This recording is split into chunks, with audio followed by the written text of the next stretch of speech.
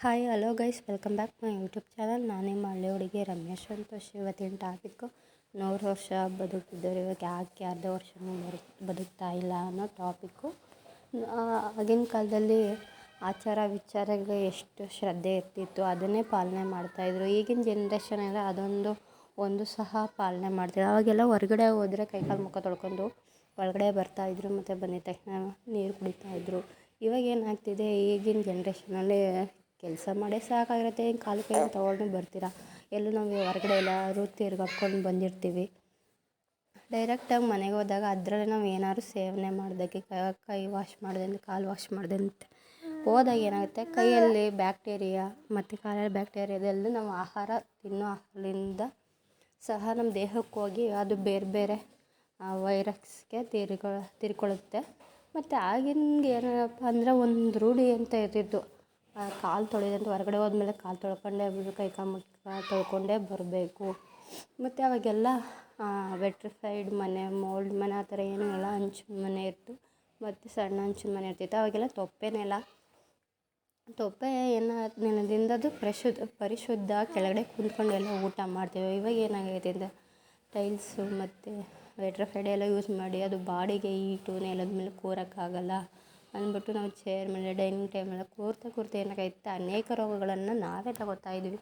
ಮತ್ತು ನಾವು ತಿನ್ನೋ ಫುಡ್ಡಲ್ಲೂ ಸಹ ಅವಾಗೆಲ್ಲ ನೈಸರ್ಗಿಕವಾಗಿ ಏನು ಬೆಳೀತಾಯಿದ್ರು ಹೊಲದಲ್ಲೆಲ್ಲ ಅದನ್ನೇ ತಂದು ಮಾಡಿಕೊಂಡು ತಿಂತಾಯಿದ್ರು. ಅವಾಗ ಯಾವುದೇ ತರಹ ಸೈಡ್ ಎಫೆಕ್ಟ್ ಆಗ್ತಾಯಿರಲಿಲ್ಲ. ತರಕಾರಿ, ಸೊಪ್ಪು ಮತ್ತು ನಾನ್ ವೆಜ್ಜು ಆ ಥರ ತಿಂಗಳಿಗೊಮ್ಮೆ ತಿಂತಾಯಿದ್ರು. ನಾನ್ ವೆಜ್ ಮಾತ್ರ, ವೆಜಿಟೇಬಲ್ ಮಾತ್ರ ಡೈಲಿ ತಿಂತಾಯಿದ್ರು. ಅದರಲ್ಲಿ ಯಾವುದೇ ಸೈಡ್ ಎಫೆಕ್ಟ್ ಸಹ ಆಯ್ತಾ ಇರಲಿಲ್ಲ. ಈಗಿನ ಜನ್ರೇಷನ್ ಏನಾಗುತ್ತೆ, ಜಾಸ್ತಿ ನಾನ್ ವೆಜ್ ತಿನ್ನೋದು ಮತ್ತು ಹೊರಗಡೆ ಔಟ್ ಸೈಡ್ ಎಲ್ಲ ತಿನ್ನೋದು. ಯಾವ ಥರ ಅಂದರೆ ಪಾನಿಪುರಿ, ಗೋಬಿ ಮತ್ತು ಪಿಜ್ಜಾ, ಬರ್ಗರ್ ಅದನ್ನೇ ತಿಂತಾಯಿದ್ರು. ಅದಕ್ಕೆ ಸಾಸ್ ಅಂತ ಹಲವಾರು ಕೆಮಿಕಲ್ ಹಾಕಿ ಮಿಕ್ಸ್ ಮಾಡಿ ಯೂಸ್ ಮಾಡ್ತಿರ್ತಾರೆ. ಅದರಿಂದ ನಮ್ಮ ದೇಹಕ್ಕೆ ಹೋಗ್ತಾ ಪೌಷ್ಟಿಕಾಂಶ ಎಲ್ಲಿ ಸಿಗುತ್ತೆ, ನಮಗೆ ದೇಹಕ್ಕೆ ಎಲ್ಲಿ ಶಕ್ತಿ ಸಿಗುತ್ತೆ ಅದನ್ನೇ ತಿಂತಾಯಿರ್ತಾರೆ. ನಮ್ಮನ್ನು ನೋಡಿ ನಮ್ಮ ಮಕ್ಕಳು ಸಹ ಕಲಿತಾ ಇರ್ತಾರೆ. ನಮ್ಮ ಬಾಡಿಗೆ ಹಣ್ಣು ಈ ಥರದ ತಿಂದರೆ ತಾನೇ ಪ್ರೋಟೀನ್ ಅಂಶ ಸಿಗೋದು ನಮ್ಮ ಬಾಡಿಗೆ. ಅವಾಗೆಲ್ಲ ಏನು ಒಂದು ಹಣ್ಣು ಬಾಳೆಹಣ್ಣು ಮಾಡಿದ್ರು ಸ್ಟೋರೇಜ್ ಮಾಡಿಬಿಟ್ಟು ಒಂದು ವಾರ 15 ಅದನ್ನು ಓಪನ್ ಮಾತ್ರ ಇರುತ್ತೆ. ಇವಾಗ ಏನಾಗ್ತಿದೆ, ನಮ್ಮ ಜನ್ರೇಷನಲ್ಲಿ ಕಾಯಿನ ಹಣ್ಣು ಮಾಡೋಕ್ಕೆ ಸ್ಪ್ರೇ ಯೂಸ್ ಮಾಡ್ತಾರೆ. ಆ ಸ್ಪ್ರೇನ ಒಂದಿನ ಹೊಡೆದ್ರೆ ಸಾಕು, ಬೆಳಗ್ಗೆಗೆ ಮಾರನೇ ದಿನಕ್ಕೆ ಕಾಯಾಗಿರೋ ಹಣ್ಣಾಗ್ಬಿಡುತ್ತೆ. ಯಾಕೆ ಅಷ್ಟೊಂದು ಕೆಮಿಕಲ್ ಯೂಸ್ ಮಾಡ್ತಿದ್ದಾರೆ ಈಗಿನ ಜನ್ರೇಷನ್. ಅದನ್ನು ತೊಳೆದಂತೆ ಸಹ ನಾವು ಸೇವನೆ ಮಾಡಿದ್ರೆ ದೇಹಕ್ಕೆ ನಮ್ಗೆ ಅನೇಕ ರೋಗಗಳು ಉಂಟಾಗುತ್ತೆ. ಒಂದೊಂದಾಗಿ ಬರೋಕ್ಕೆ ಕಾರಣ ಬೇರೆ ಯಾರೂ ಅಲ್ಲ, ನಾವೇ ಕಾರಣ. ಪ್ರತಿಯೊಂದು ಆವಾಗ ಆಚಾರ ವಿಚಾರ ಏನಿತ್ತು ಅದು ಯಾವುದೂ ಸಹ ನಾವು ಪಾಲನೆ ಮಾಡಲಿಲ್ಲ ಅಂದರೆ ಅನೇಕ ರೋಗಗಳಿಗೆ ನಾವೇ ತುತ್ತಾಗಿ ನೂರು ವರ್ಷ ಬೆಳೆಯೋರು 50 ವರ್ಷನೂ ಬರ್ತಿಲ್ಲ.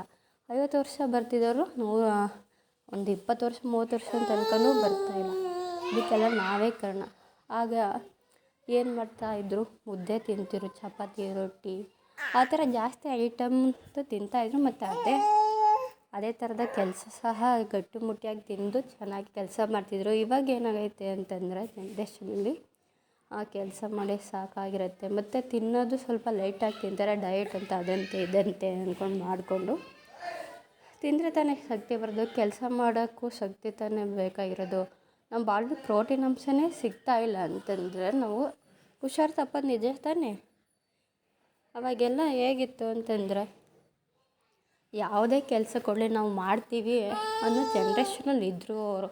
ಅದೇ ಥರ ಫುಡ್ಡು ಸಹ ತಿಂತಾಯಿದ್ರು. ಇವಾಗೇನಿಲ್ಲ, ಕೆಲಸನೂ ಮಾಡಿ ಆ ಫುಡ್ನು ಸರಿಯಾಗಿ ತಿನ್ನಲಿಲ್ಲ ಅಂದರೆ ನಾವೇ ಹಾಳಾಗೋದು. ಮತ್ತು ನಾವೇ ಬೇರೆ ಕೆಲಸ ಎಲ್ಲ ಮಾಡೋಕ್ಕಾಗದಂತೆ ಸಾಯೋಕ್ಕೆ ನೂರಾರು ಕಾಯಿಲೆಗೆ ನಾವೇ ಕಾರಣ ಆಗ್ತಿದ್ದೀವಿ.